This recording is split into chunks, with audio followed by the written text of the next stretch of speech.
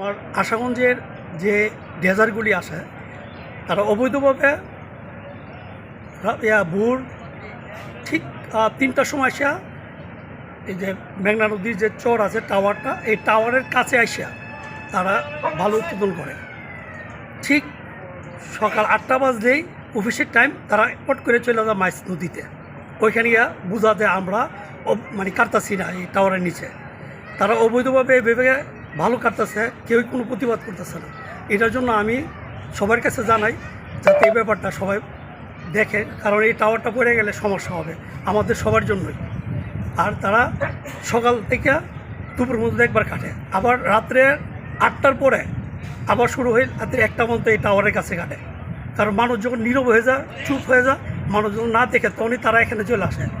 তা আমি সবার কাছে অনুরোধ এটাই, আপনারা অন্তত টাওয়ারটা বাঁচাবার জন্য এই টাওয়ারের কাছে না কাটে ট্রেন থেকে আরও 1-2-3 মাইল দূরে গিয়ে কাটেন।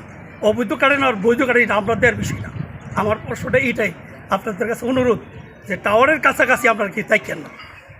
আমি সবার কাছে এবং প্রশাসনের কাছে আমি আবেদন করে বলতেছি, আপনারা প্লিজ এটা একটু দৃষ্টি দিবেন, নজর রাখবেন। আমাদের এই ভৈরবের যে আশুগঞ্জের যে ব্রিজগুলো আছে এবং আশুগঞ্জের যে বাংলাদেশের যে বিদ্যুতের যে গ্রিড লাইন আছে, এই অবৈধভাবে বালু উত্তোলন করার জন্য যে চরটা আছে, চরের কাছাকাছি প্রতিদিন সকালবেলা লোড ডেলারগুলো আইসা অবৈধভাবে তারা বালু কাটতেছে। তারা আমরা জানি যে বৈধভাবে তারা ডাক আনছে, কিন্তু তারা যেখানে তারা ডাক কথা ছিল তারা এই জায়গায় বালু কাটতেছে না। এবং তারা এখন অবৈধভাবে তারা যে আশুগঞ্জে যে চরটা আছে, এই চরটায় যারা মানুষ বসবাস করে এবং জাতীয় গেট লাইনে যেখানে টাওয়ার স্থাপনা করা আছে, সারা বাংলাদেশ যে কারেন্টের যে বিদ্যুতের যে চাহিদা মিটা, যদি এই জায়গায় যদি তারা বালু কাটে তাহলে যে গেট লাইনের যে টাওয়ারটা আছে এটার সম্ভাবনা আছে, পড়ে যাওয়ার সম্ভাবনা আছে।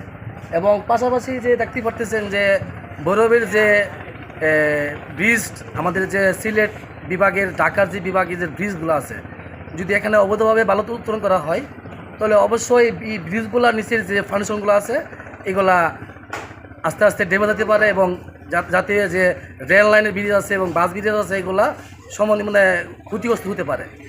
তো আমাদের কাছে একটি আবেদন, যাতে অবৈধভাবে যাতে যে এলাকা যাতে না আসতে পারে, যেন বৈধভাবে যেখানে কাটার কথা তারা এখানে যাতে ভালো উত্তোলন করে।